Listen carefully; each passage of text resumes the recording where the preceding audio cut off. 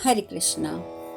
होत्रवाहन जी ने कहा, भद्रे, तत्पश्चात तेरे मन में जो अभिष्ट कार्य है वह सब उनसे निवेदन करना। मेरा नाम लेने पर परशुराम जी तेरा सब कार्य करेंगे। वत्से, संपूर्ण शस्त्रधारियों में श्रेष्ठ जन्मादग्नि नंदन वीरवर परशुराम मेरे सखा और प्रेमी सुहृदय हैं। राजा होत्रवन वाहन जब राजकन्या अम्बा से इस प्रकार कह रहे थे, उसी समय परशुराम जी के प्रिय सेवक अकृतवर्ण वहां आ पहुंचे। उन्हें देखते ही वे सहस्त्रों मुनि और सृंजयवंशी वयोवृद्ध राजा होत्रवाहन सभी उठकर खड़े हो गए। भरत श्रेष्ठ, तदंतर उनका आदर सत्कार किया गया। फिर वे बनवासी महर्षि एक दूसरे की ओर देखते हुए उन्हें घेर कर बैठ गए। राजेंद्र, तत्पश्चात वे सब लोग प्रेम और हर्ष के साथ दिव्य, धन्य एवं मनोरम वार्ता करने लगे। बातचीत समाप्त होने पर राज ऋषि महात्मा होत्रवाहन ने महर्षियों में श्रेष्ठ परशुराम जी के विषय में अकृतवर्ण से पूछा। महाबाहो अकृतवर्ण, इस समय वेदवेत्ताओं में श्रेष्ठ और प्रतापी जन्मादग्नि नंदन परशुराम जी का दर्शन कहाँ हो सकता है? अकृतवर्ण ने कहा, राजन, परशुराम जी तो सदा आपकी ही चर्चा किया करते हैं। उनका कहना है कि सृंजयवंशी राजा होत्रवाहन मेरे प्रिय सखा हैं। मेरा विश्वास है कि कल सवेरे तक परशुराम जी यहाँ उपस्थित हो जाएंगे। वे आपसे ही मिलने के लिए आ रहे हैं, अतः आप यहाँ उनका दर्शन कीजिएगा। राजर्षि, मैं ये जानना चाहता हूँ कि ये कन्या किस लिए वन में आई है, ये किसकी पुत्री है, ये आपकी क्या लगती है? होत्रवाहन ने कहा, प्रभु, ये मेरी दोहत्री यानी कि पुत्री की पुत्री है।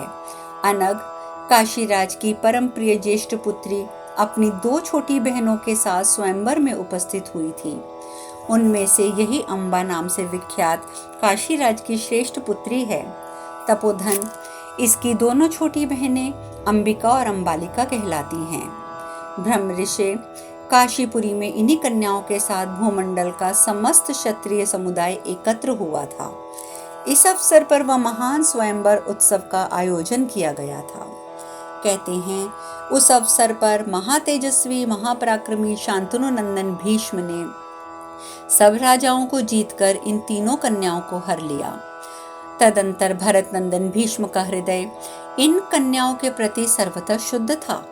वे समस्त भूपालों को परास्त करके कन्याओं को साथ लिए हस्तिनापुर आए।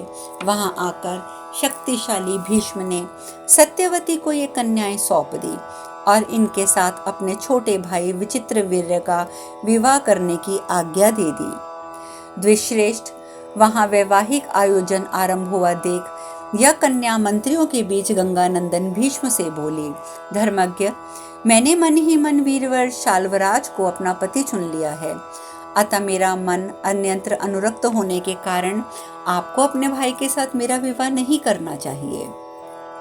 अम्बा का ये वचन सुनकर भीष्म ने मंत्रियों के साथ सलाह करके माता सत्यवती की सम्मति प्राप्त करके एक निश्चय पर पहुंचकर इस कन्या को छोड़ दिया। भीष्म की आज्ञा पाकर यह कन्या मन ही मन अत्यंत प्रसन्न हो सौभ विमान के स्वामी शाल्व के यहाँ गई और वहां उस समय इस प्रकार बोली, नृपश्रेष्ठ, भीष्म ने मुझे छोड़ दिया है क्योंकि पूर्व काल में मैंने अपने मन से आपको ही अपना पति चुन लिया था, अतः आप मुझे धर्म पालन का अवसर दें। शाल्वराज को उसके चरित्र पर संदेह हुआ, अतः उसने इसके प्रस्ताव को ठुकरा दिया। इस कारण तपस्या में अत्यंत अनुरक्त होकर यह इस तपोवन में आई है। इसके कुल का परिचय प्राप्त होने से मैंने इसे पहचाना है। यह अपने इस दुख की प्राप्ति में भीष्म को ही कारण मानती है। अम्बा बोली, भगवान, जैसा कि मेरे माता के पिता सृंजनवंशी महाराज होत्रवन ने कहा है, ठीक मेरी स्थिति वही है। तपोधन, महामुने, लज्जा और अपमान के भय से अपने नगर को जाने के लिए मन में कोई उत्साह नहीं है। भगवान द्विश्रेष्ठ, अब भगवान परशुराम मुझसे जो कुछ कहेंगे वही मेरे लिए सर्वोत्तम कर्तव्य होगा, ये मैंने निश्चय किया है। इस प्रकार श्री महाभारत उद्योग पर्व के अंतर्गत अम्बो उपाख्यान पर्व में अम्बा होत्र वाहन संवाद विषयक 176वां अध्याय पूर्ण हुआ। अकृतवर्ण ने जब ये बातें सुनी तो वह बोले, भद्रे, तुम्हें दुख देने वाले 2 कारण भीष्म और शाल्व उपस्थित हैं। वत्से, तुम इन दोनों में से किससे बदला लेने की इच्छा रखती हो, मुझे ये बताओ। भद्रे, यदि तुम्हारा विचार ये है कि सौभपति शाल्वराज को ही विवाह के लिए विवश करना चाहिए, तो महात्मा परशुराम तुम्हारे हित की इच्छा से शाल्वराज को इस कार्य के लिए अवश्य नियुक्त करेंगे। अथवा यदि तुम गंगानंदन भीष्म को बुद्धिमान परशुराम जी के द्वारा युद्ध में पराजित देखना चाहती हो, तो यह महात्मा भार्गव ये भी कर सकते हैं। शुचि स्मृते, संजय वंशी राजा होत्रवाहन की बात सुनकर और अपना विचार प्रकट करके जो कार्य तुम्हें आवश्यक प्रतीत होता हो, आज ही विचार कर लो। यह सब सुनकर अम्बा बोली, भगवान, भीष्म बिना जाने बूझे मुझे हर ले आए थे। ब्राह्मण, उन्हें इस बात का पता ही नहीं था कि मेरा मन शाल्व में अनुरुक्त है। इस बात पर मन ही मन विचार करके आप ही कुछ निश्चय करें और जो न्याय संगत प्रतीत हो वही कार्य करें। ब्राह्मण, कुरुश्रेष्ठ भीष्म के साथ अथवा शाल्वराज के साथ अथवा दोनों के साथ जो बर्ताव आपको उचित लगे वह करें। मैंने अपने दुख के मूल कारण को यथास्वरूप निवेदन कर दिया है। भगवान, अब आप अपनी युक्ति से ही इस विषय का न्यायोचित कार्य करें। अकृतवर्ण बोले, भद्रे, तुम जो इस प्रकार धर्म अनुकूल बात कहती हो यही तुम्हारे लिए उचित है। वरवर्णी, अब मेरी बात सुनो। भीरु, यदि गंगानंदन भीष्म तुम्हें हस्तिनापुर ना ले जाते तो राजा शास्त्र परशुराम जी के कहने पर तुम्हें आदर पूर्वक स्वीकार कर लेते, परंतु भद्रे, भीष्म तुम्हें जीतकर अपने साथ ले गए थे। भामिनी, सुमध्य में यही कारण है कि शाल्वराज के मन में तुम्हारे प्रति संशय उत्पन्न हो गया है। भीष्म को अपने पुरुषार्थ का अभिमान है और वे इस समय अपनी विजय से उल्लासित हैं, अतः भीष्म से ही बदला लेना तुम्हारे लिए उचित होगा। अम्बा बोली, ब्राह्मण, मेरे मन में भी ये सदा इच्छा बनी रहती है कि मैं युद्ध में भीष्म का वध कर दूं। महाबाहो, आप भीष्म को या शाल्वराज को जिसे भी दोषी समझते हैं उसी को दंड दीजिए, जिसके कारण मैं इस दुख में पड़ गई हूँ। भीष्म जी कहते हैं, भरतश्रेष्ठ, इस प्रकार बातचीत करते हुए उन सब लोगों का दिन बीत गया।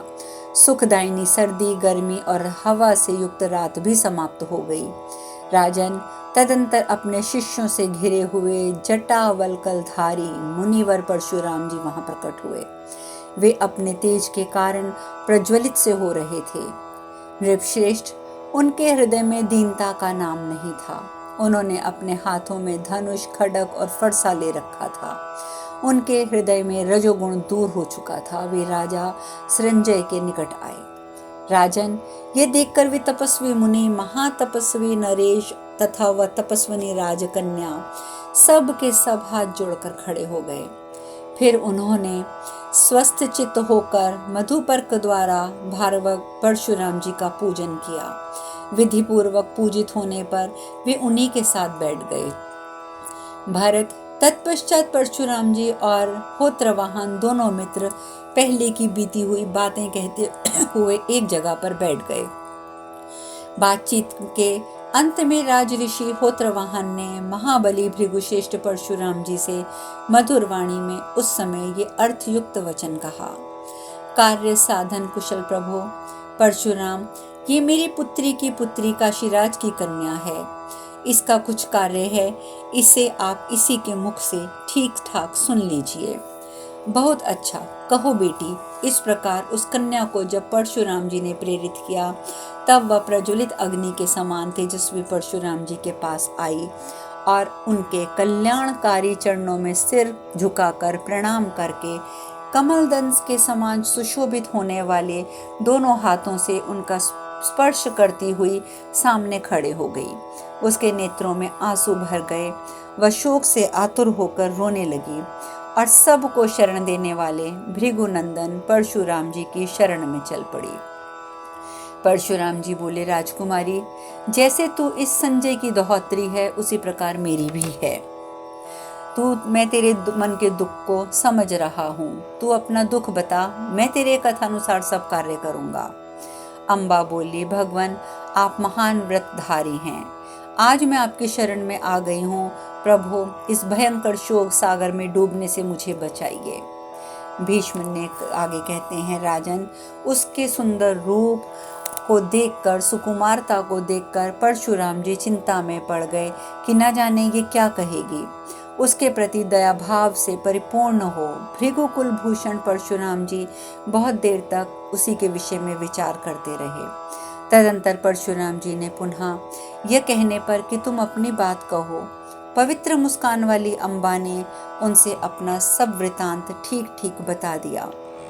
राजकुमारी अम्बा का ये कथन सुनकर जन्मादग्नि नंदन परशुराम ने क्या करना है इसका निश्चय करके उस सुंदर अंगों वाली राजकुमारी से कहा, भाविनी, मैं तुम्हें कुरुश्रेष्ठ भीष्म के पास भेजूंगा। नरपति भीष्म मेरी बात सुनते ही मेरी आज्ञा का पालन करेंगे। भद्रे, यदि गंगा नंदन भीष्म मेरी बात नहीं मानेगा तो मैं युद्ध में अस्त्र शस्त्रों के तेज से मंत्रों सहित उसे भस्म कर डालूंगा। अथवा राजकुमारी, यदि वहां जाने का तेरा विचार ना हो तो मैं वीर शाल्वराज को पहले ही इस कार्य में नियुक्त करूंगा और उनसे तेरा ब्याह करवा दूंगा। अम्बा बोली, शाल्वराज में मेरा अनुराग है, मैं पहले से उन्हें पाना चाहती हूँ। ये सुनते ही भीष्म ने मुझे विदा भी कर दिया था।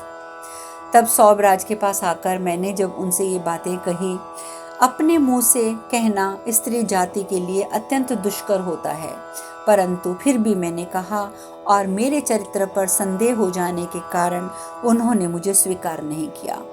भृगुनंदन, इन सब बातों पर बुद्धिपूर्वक विचार करके जो उचित प्रतीत होता है आप उसी कार्य पर ध्यान दें। मेरा इस विपत्ति का मूल कारण महान व्रतधारी भीष्म है, जिसने उस समय बलपूर्वक मुझे उठाकर रथ पर रख लिया। इस प्रकार मुझे अपने वश में करके हस्तिनापुर ले आया। महाबाहु भृगु सिंह, आप भीष्म को मार डालिए, जिसके कारण मुझे ऐसा दुख प्राप्त हुआ है और मैं इस प्रकार विवश होकर अत्यंत अप्रिय आचरण में प्रवृत्त हुई हूँ। निष्पाप भार्गव, भीष्म लोभी, नीच और विज्जोल्लास से परिपूर्ण है, अतः आपको उसी से ही बदला लेना चाहिए। प्रभु, भरतवंशी भीष्म ने जब से मुझे इस दशा में डाल दिया है तब से मेरे हृदय में यही संकल्प है कि मैं इस महान व्रतधारी का वध करा दूं या स्वयं इसका वध कर दूं। निष्पाप महाबाहु राम, आप आज मेरी इस कामना को पूर्ण कीजिए। जैसे इंद्र ने वृतासुर का वध किया था उसी प्रकार आप भी भीष्म को मार डालिए।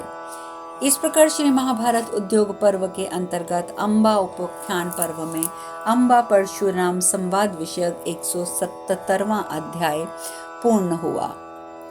भीष्म पितामह कहते हैं, राजन, अम्बा के ऐसा कहने पर प्रभु भीष्म को मार डालिए। परशुराम जी ने रो रो कर बार बार प्रेरणा देने वाली उस कन्या से कहा, सुंदरी काशी राजकुमारी, मैं अपनी प्रतिज्ञा के अनुसार किसी वेदवेत्ता ब्राह्मण को आवश्यकता हो तो उसी के लिए शस्त्र उठाता हूँ। वैसा कारण हुए बिना इच्छानुसार हथियार नहीं उठाता। अतः इस प्रतिज्ञा की रक्षा करते हुए मैं तेरा दूसरा कौन सा कार्य करूं? राजकन्या, भीष्म और शाल्व दोनों मेरी आज्ञा के अधीन होंगे, अतः मैं तेरा क्या कार्य करूं तू बता दे, शोक ना कर। भाविनी, मैं किसी तरह ब्राह्मणों की आज्ञा के बिना हथियार नहीं उठाऊंगा, मैंने ऐसी प्रतिज्ञा कर रखी है। अम्बा बोली, भगवान, आप जैसा हो सके वैसा मेरा दुख दूर कीजिए। वह दुख भीष्म ने पैदा किया है, अतः प्रभु आपको उसका वध करना चाहिए। परशुराम जी बोले, काशी राजपुत्री, तू पुनः सोच कर बता।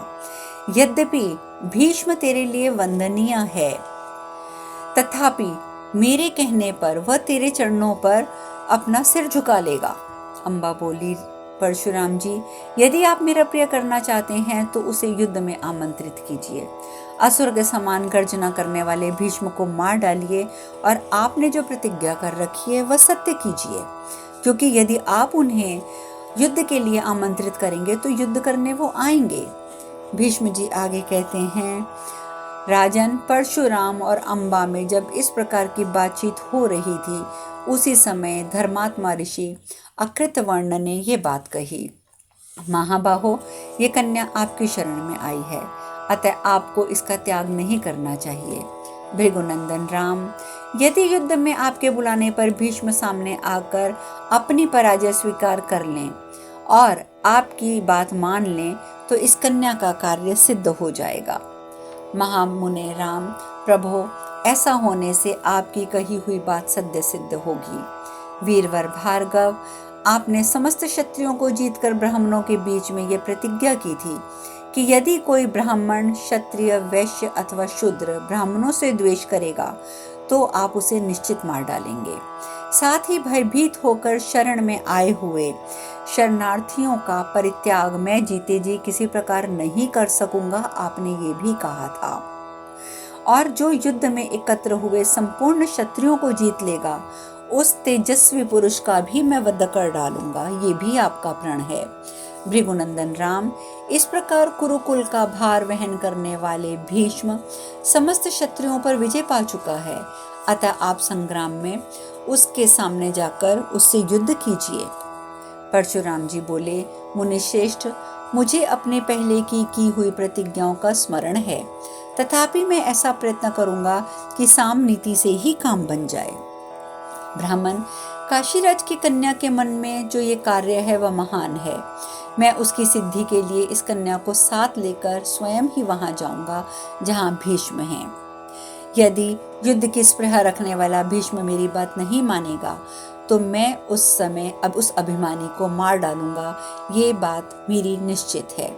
मेरे चलाए हुए बाण देहधारियों के शरीर में अटकते नहीं हैं, उन्हें विदीर्ण करके बाहर निकल जाते हैं।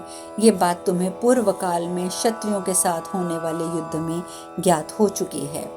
ऐसा कहकर महातपस्वी परशुराम जी उन ब्रह्मवादी महर्षियों के साथ प्रस्थान करने का निश्चय करके उसके लिए उद्यत हो उठे।